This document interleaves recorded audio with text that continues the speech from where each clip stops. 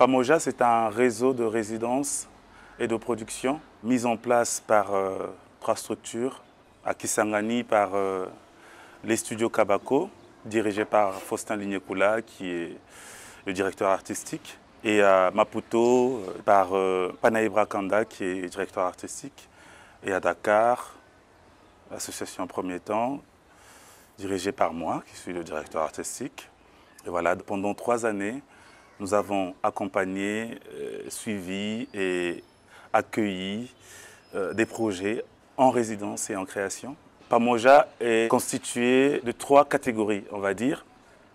Il y a la catégorie projet début, qui est destinée à des jeunes chorégraphes qui ont déjà bien sûr un parcours entre 2-3 ans et qui sont accompagnés financièrement, artistiquement et puis structurellement.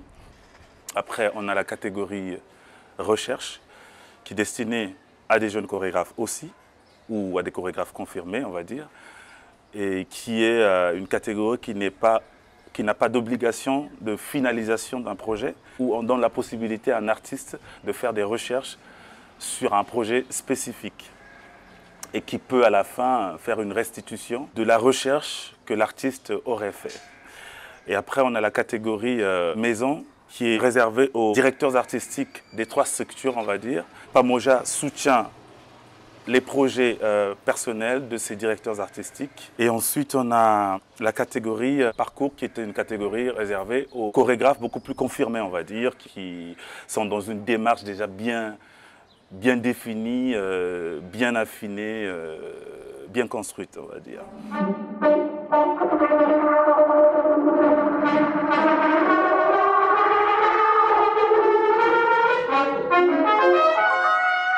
C'est une expérience pas simple, mais assez intéressante, parce qu'on se retrouve dans une formule qui nous donne aussi une liberté de pouvoir réellement accompagner et réellement suivre des artistes qui sont en processus de création, des artistes qui sont en recherche de production. Sur le continent, il n'y a pas vraiment de structure qui est vraiment sur ces questions de production. La majorité des structures qui coproduisent des projets, c'est des structures qui sont hors du continent. Et l'avantage de Pamoja, c'est un projet mené par des artistes qui sont sur le continent, qui s'investissent sur toutes les questions de création, de mise en place, de structuration des projets sur le continent. On passe à l'action, on passe à l'attaque, on passe à l'action. Aussi longue est la nuit, le jour fera son apparition. Plusieurs artistes aujourd'hui, plusieurs créateurs aujourd'hui, de plus en plus se retrouvent aussi en Afrique. Nous avons accueilli des chorégraphes, des créateurs à Dakar, qui sont partis de Dakar à Kisangani, de Kisangani à Maputo, de Maputo à Ouaga, ainsi de suite. Ça, c'est aussi une étape qui permet de faire en sorte que les choses bougent à ce niveau-là.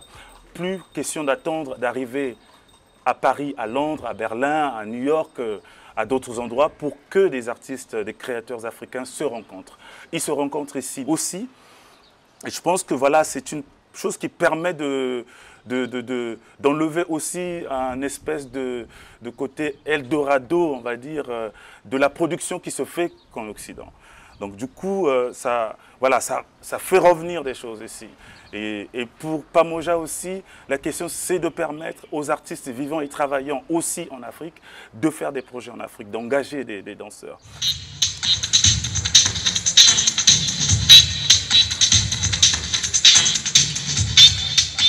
Cette possibilité d'avoir un financement sur 3 années et qui vous donne la possibilité de projeter sur 3 ans des projets à accompagner, c'est une première et c'est vraiment génial parce que ça stabilise. Et je pense que cette initiative, si elle devient complètement pérenne, ça permettrait vraiment d'asseoir réellement la question de la production. Je considère, moi, en tant qu'artiste, de voir une structure qui me fait une commande, qui me propose de financer un projet que je veux faire, je suis très content. Je suis très content parce que là, je vois que j'ai de la valeur dans ce paysage.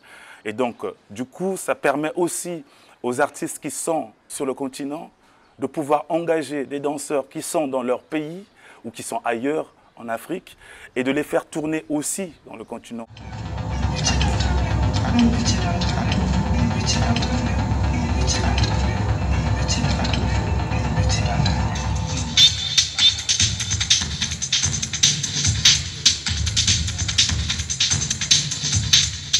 Au-delà de l'aspect du travail artistique qui se fait dans tout ça, il y a eu aussi des ateliers d'administration qui se sont faits entre Dakar, Maputo et Kisangani pour permettre voilà, aux jeunes compagnies de comprendre le fonctionnement, de comprendre aussi le mouvement, d'avoir des informations autour de ce qui se passe non seulement sur le continent mais aussi ailleurs et aussi les contacts qui se sont faits entre des théâtres qui sont pas seulement en Afrique, en Europe, aux États-Unis, et des liens qui se sont faits avec différentes structures, même en Asie aussi, on va dire.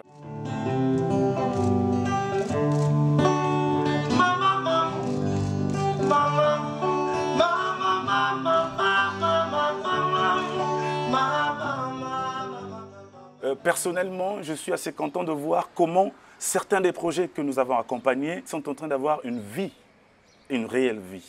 Et alors là, je pourrais aussi revenir sur une question économique par rapport à ça. Alors, on accompagne des projets, on finance des projets, on met de l'argent pour que ces projets-là puissent exister, mais derrière, il y a toute une continuité qui permet que ces gens qui ont travaillé sur ces projets vont avoir 1 année, 2 ans, 3 ans de vie économique par rapport aux projets. Parce que les projets sont proposés à des théâtres qui sont un peu partout et ces projets tournent et ces artistes-là ont une vie économique.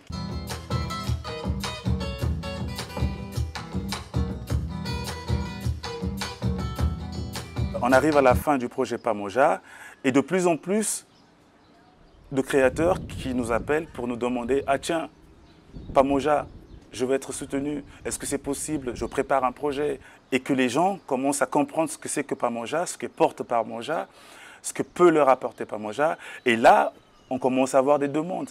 C'est dommage, nous sommes à la fin du projet. Donc voilà, on se pose aussi des questions, comment on peut continuer cette aventure, comment on peut voilà, redonner vie à cette aventure.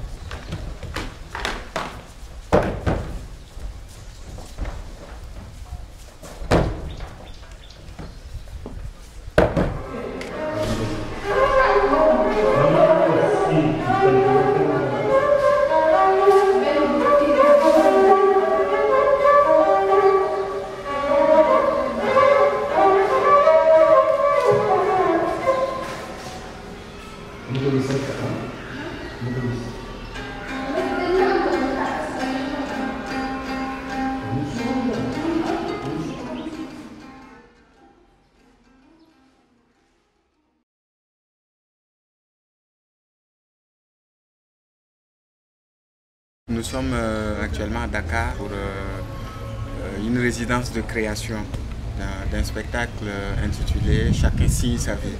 Et « Chacun signe sa vie » c'est un voyage pour nous et pendant lequel chaque personne, chaque spectateur a une place. Il y a toute une histoire qui est racontée sur scène. Donc il y a du texte bien sûr et de la danse. C'est un spectacle qui mélange vraiment les deux disciplines. Nous allons parler de nous-mêmes. Nous allons parler de l'artiste, nous allons parler de nos problèmes, nous allons parler de notre vie, de nos rencontres et voilà. Ça arrive, non? Il y a des jours où l'inspiration est là, il y a des jours où... Par exemple, hier je débordais d'inspiration et aujourd'hui, il ne faut pas forcer. Un travail qui consiste à creuser de profondeur.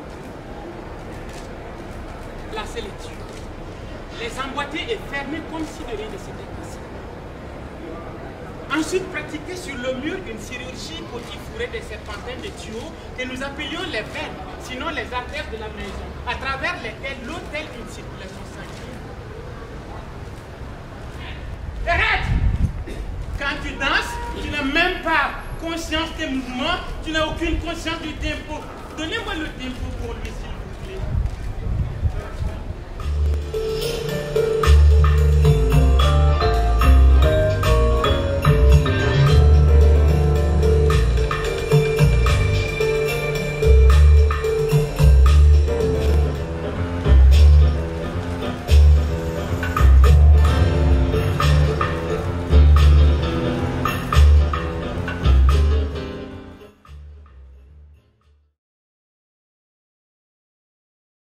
Ce qui m'intéresse beaucoup, c'est comment les femmes se mettent en fait dans la scène.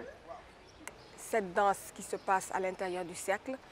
Et moi, je me dis que si tu n'as rien à dire, tu ne peux pas l'intégrer. Je travaille avec des danseuses qui sortent du monde, un peu du milieu du hip-hop, danse de la rue. Et c'est en fait le même esprit de concurrence, de battle, de pouvoir, de jeu de force, maîtrise de la scène.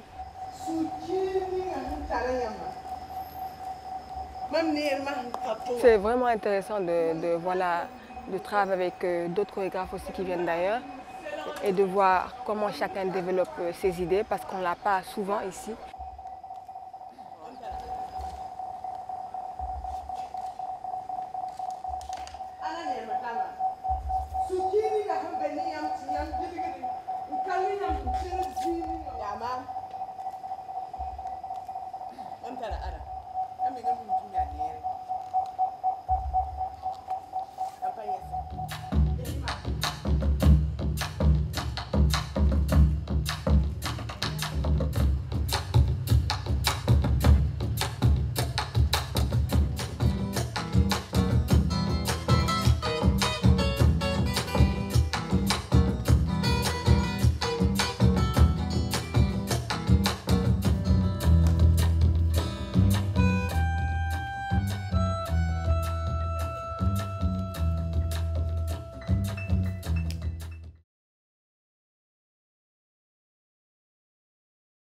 Ce projet s'appelle Tohu et Tohu aborde les questions de l'immigration en fait.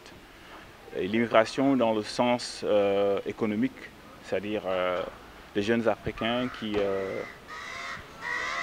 pour des raisons économiques veulent coûte que coûte quitter le pays pour aller braver l'océan ou traverser le désert pour dans le but de réaliser quelque chose, tu vas revenir en Afrique pour être mieux considéré par leur famille, par leurs amis, et voilà. Moi, je travaille toujours avec l'improvisation. Déjà, quand on a commencé, là, tu vois, j'ai voulu être avec eux, je voulais m'ajuster avec eux. Donc du coup, on a pris un temps, on a fait que regarder des vidéos, que des documentaires. Alors ça, c'était pour susciter un tout petit peu cet aspect de rébellion là, tu vois. Pourquoi, tu vois, ce pourquoi là, j'avais envie de ça.